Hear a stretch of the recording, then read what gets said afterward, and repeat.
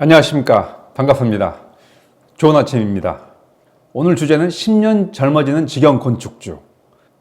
집을 지은다고 하면은 주변에서 가장 많이 하는 말이 무엇인지 아십니까? 다들 아시죠? 집 지으면 10년 늙는데, 예, 맞습니다.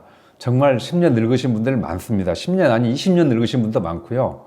그렇지만은 모든 사람들이 늙는 게 아니고 젊어지는 사람도 있습니다. 오늘은 어떻게 하면 10년 젊어지는 직영 건축주가 되는지 저희가 하나하나 말씀드리도록 하겠습니다.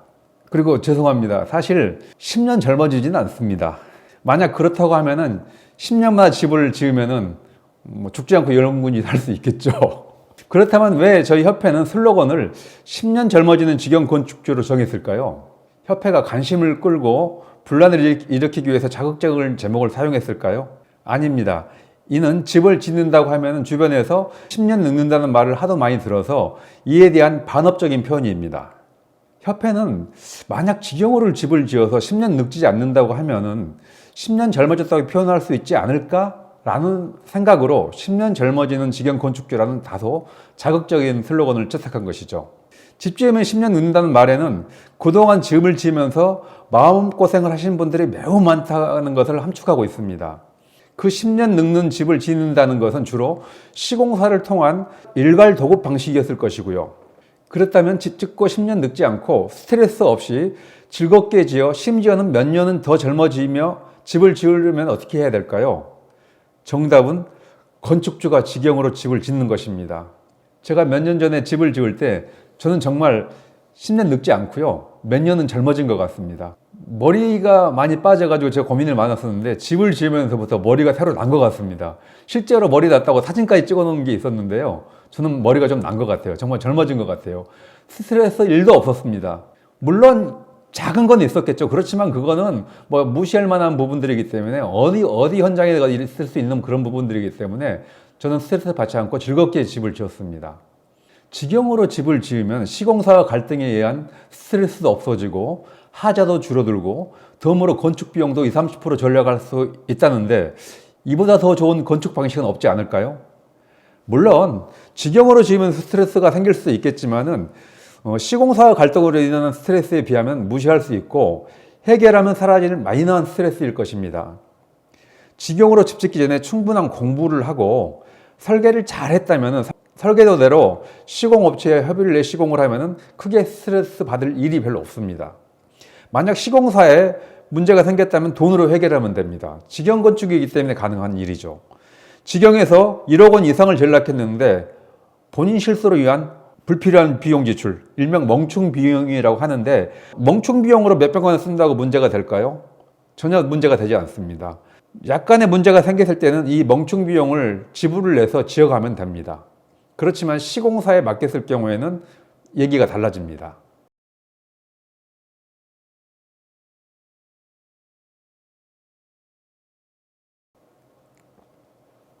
본 협회에서 추구하는 직영 건축주가 꿈같은 집의 건물주가 되는 로직은 다음과 같이 매우 단순합니다. 자, 10년 젊어지는 직영 건축주가 되기 위해서 첫 번째, 설계도대로 시공을 합니다. 그리고 믿을만한 공정별 업체와 협의하여 시공을 하고 공부를 많이 한 건축주의 꼼꼼한 확인 및 관리를 하게 되면 스트레스가 없습니다. 두 번째, 스트레스가 없는 상태에서 집 짓는 것이 적성에 맞아 재미있습니다. 그러면 몇 년 젊어질 수 있겠죠? 세 번째, 서두르지 않고 하자가 될 만한 모든 부분을 보완하는 꼼꼼한 시공으로 정말 하자 없는 좋은 집이 될 수가 있습니다. 만약에 시공사를 통해서 집을 지었을 경우에는 일정을 빨리 끝나야 비용도 줄이고 이윤이 많기 때문에 일정은 되게 서두르는 면이 있습니다. 그렇지만은 직영 건축주가 집을 직접 짓게 되면은 한 공정이 끝나고 나면은 다음 공정으로 진행되기 전에 약간 하자가 될 만한 요소들을 미리미리 제거를 하는 작업이 필요합니다. 우레탄 폼도 쏠 수 있는 거고요. 방수를 위해서 깨끗하게 청소하는 부분도 있을 수 있는 거고요. 그런 부분들을 꼼꼼하게 하나하나 하고 다음 공정이 진행이 되게 되면은 하자 확률이 정말 줄어듭니다. 근데 급하게 서두르게 되면은 그런 부분을 놓치기 때문에 문제가 생길 수가 있는 것이죠. 자, 다음으로 스트레스가 없고 재미있어서 몇 년 젊어지고 하자가 없고 건축비가 1억 원 이상 절약이 됐다. 그리고 꿈에 그리던 건물주가 되는 것입니다. 자, 저희가 말하는 10년 젊어지는 직영 건축주의 가장 간단한 로직입니다. 간단하죠? 이 로직 중에서 믿을 만한 시공업체를 선정하는 것이 경험 없는 초보 건축주에게는 매우 힘든 일이겠지만요. 나머지 부분들은 크게 문제될 것은 없을 부분들입니다. 저희가 앞으로 믿을 만한 시공업체를 어떻게 선정하는지에 대해서 영상을 올리도록 하겠습니다. 집 지으면 왜 10년 늙는지, 어떻게 하면 늙지 않는 방법이 있는지에 대해서 몇 가지 살펴보겠습니다. 자, 첫 번째, 알아서 지어달라고 맡기면 10년 늙을 확률이 높아집니다.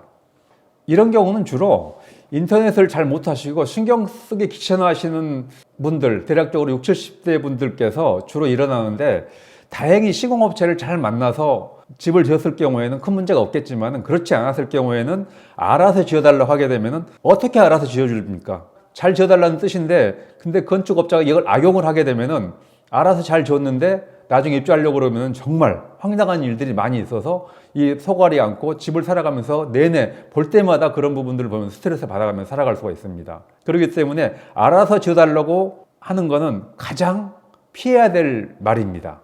자, 다음 두 번째, 설계비로 건축비의 5에서 10% 정도 투자해서 상세하게 설계하고 시공급도 명시하고 자재도 지정하는 등 의뢰자의 요구를 모두 반영한 이 설계대로 지어달라고 하면은 늙을 확률이 현저하게 낮아집니다. 왜냐하면 설계대로 지어달라고 하면 되기 때문입니다.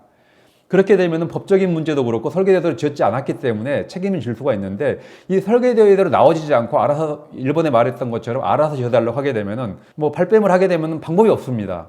그러나 이런 경우 문제는 비용이죠. 건축비의 5에서 10% 정도를 투자한다고 하게 되면은 평수나 그게 따라 틀리겠지만 보통 1,000만 원, 2,000만 원, 많게는 3, 4천만 원까지 건축 설계비로 들어가는데, 이 비용을 들이고 과연 내가 설계를 할 필요가 있을까라는 생각을 많이 하기 때문에 거의 대부분은 이렇게 하지 않습니다. 그렇지만 가능하시면은 허가방 같은 곳에서 하지 마시고 정당한 설계비를 지불하시고 꼼꼼하게 상세하게 많은 설계 도면을 만들어 달라고 하시기 바랍니다. 그렇게 되면은 하자 없는 집이 지을 수가 있고 스트레스 받지 않고 늙지 않을 확률이 높아지는 것이죠. 자, 다음으로는 시공사에 시공비를 미리 주는 순간 늙기 시작합니다. 저희가 보기에는 소규모 건축 현장에서 가장 문제를 발생시키는 주범이 이 건축비입니다. 돈을 공정보다 많이 주면은 대부분의 건축주가 늙을 확률이 높아집니다. 건축주는 공사를 무조건 돈으로 이끌어 가야 합니다. 기성, 공사의 진척도 또는 진행 정도에 따라 돈을 지불해야 문제가 줄어듭니다. 건축 공사를 하면서 이행 보증 보험도 요구를 하고 계약서도 중요하지만은 항상 문제가 되는 것은 이 보증보험과 계약서에서도 어쩔 수 없는 지점에서 발생이 되죠. 그래서 잘하는 시공사도 돈을 기성보다 많이 주면은 마음이 흔들립니다. 원래보다 더 많이 받았다, 거의 한 80%를 받았다 하게 되면은 약간 이제 갑과 을이 조금 바뀌는 상황이 됩니다. 그렇기 때문에 모든 부분은 공사에서 직영건축주들은 너무 많은 돈을 주지 말고 그 적당한 금액으로 주어가면서 돈으로 컨트롤해 가면서 공사를 해 나가야 합니다.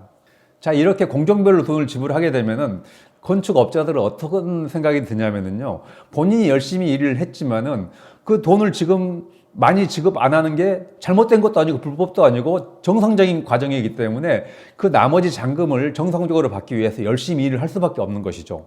미리 근데 그런 이제 건축주가 그걸 가지고 돈을 가지고 컨트롤을 해야 되는데 미리 돈을 다 줘버리게 되면 이 컨트롤할 무기가 없어지는 것입니다. 그렇기 때문에 돈을 미리 주는 것은 절대 네버 하시면 안 됩니다.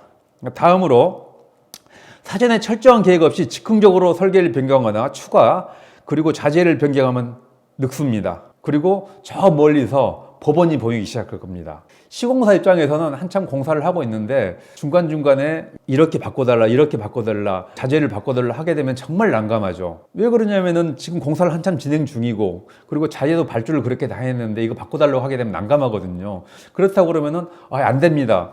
그러면 이 건축주는 또 그렇죠. 이거를 바꿔야 되는데 계속 소가리를 하다가 어찌어찌해서 다시 한번 부탁을 하게 되면은 그럼 추가 비용이 있어요. 추가 비용 주셔야 됩니다. 그럼 얼마예요? 그러면 또 돈을 달라고 하면 줘야 됩니다. 어쩔 수가 없습니다. 그리고 이런 경우가 계속 반복이 되죠. 그렇다 보면 건축주는 하지 않으면 후회가 될 텐데 이거를 계속 돈을 달라고 하니까 스트레스로 쌓이지 비용은 비용대로 엄청나게 늘어나지 어떤 경우에는 초기에 계약했던 것보다 30, 40%를 더 지불한 경우도 있다고 하더라고요. 그렇기 때문에 집을 지을 때 정말 철저하게 사전 계획을 다 하셔야 됩니다. 아까 말씀드렸던 설계비를 5%에 10% 정도를 지불을 해서 잘 하시라고 하는 얘기가, 거기에 설계를 하면서 내가 가지고 있던 여러 가지 부분들을 건축사랑 상의를 하면서 다 녹여놓고 집어넣게 되면은 이제 이런 설계 변경할 일이 좀 적어지겠죠. 그렇지만 이 과정, 설계하는 과정이나 준비하는 과정이 소홀했을 경우에는 분명히 추가하거나 변경할 게 생길 수밖에 없습니다. 자, 생각해 보십시오.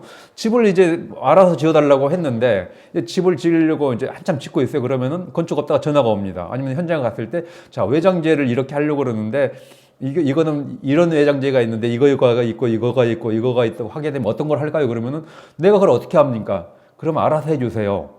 그렇게 될 거고, 또 창호도 마찬가지죠. 창호도 잘 모를 경우에는 자기가 어떤 지정을 하지 못했기 때문에 모든 거는 건축업자가 결정을 하는 게 따라가는데, 그럼 건축업자는 비용이 저렴하고 시공이 편한 것 위주로 가겠죠. 그렇게 되면 집이 완벽한 집이 될 수가 없습니다. 그래서 즉흥적으로 변경하거나 하는 거는 절대 안 되고 미리미리 다 준비를 철저하게 하셔야 된다는 얘기십니다.